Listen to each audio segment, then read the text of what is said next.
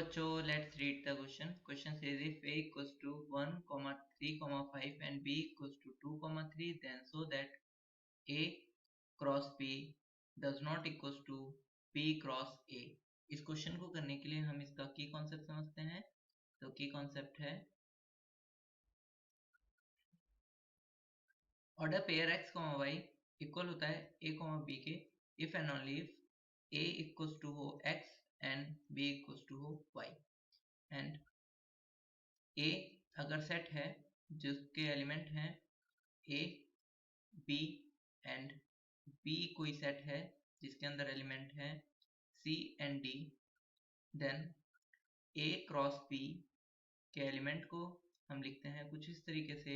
तो सबसे पहले हम a की इनके साथ लिखते हैं, तो a c कुछ इस तरीके से, कॉमा a कॉमा d, और फिर b को लिखते हैं b comma c comma b comma d, कुछ इस तरीके से लिखते हैं. एंड अगर कभी भी x कॉमा y बिलोंग कर रहा हो a क्रॉस b में, तो यहाँ पे जो x बिलोंग करता है वो a में बिलोंग कर सेट a में होता है, एंड y जो होता है वो बिलोंग करता है b में सेट. नाउ हमें a गिवन है और b गिवन है. हमें a क्रॉस b और b क्रॉस a पहले फाइंड करते हैं. तो सबसे पहले a हमें गिवन है a equals to 1, 3, 5, 1, 3, 5 and set b equals to 2, 3. तो a क्रॉस b क्या हो जाएगा? a क्रॉस b हो जाएगा 1, 2, 1, 3, फिर 3, 2 और 3, 3 एंड 5, 2 एंड 5, 3. ये a हो जाएगा, a क्रॉस b हो गया. अब now b cross a find कर लेते हैं. तो b क्रॉस a फाइंड करते हैं. अब 2 को इन सब के साथ लिख लेते हैं, तो ये हो जाएगा 2, 1 एंड 2, 3, 2, 5.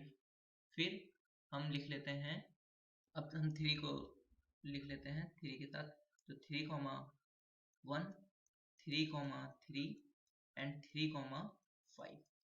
तो नाउ हमें क्लियर दिख रहा है कि set a cross b equal नहीं है सेट b क्रॉस a के.